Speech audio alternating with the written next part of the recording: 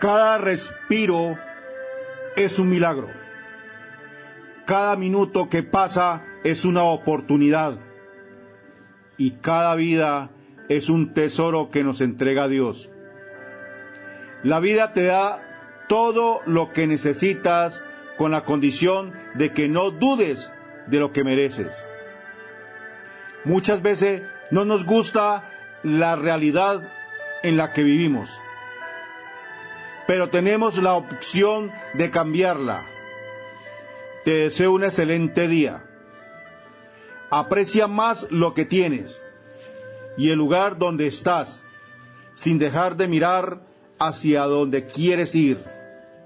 Sigue soñando y trabaja por eso que tanto deseas en la vida. Todo es posible. Solo tienes que creerlo y crearlo. Dios te colme de infinitas bendiciones. Nilson, noviembre 10, 2022.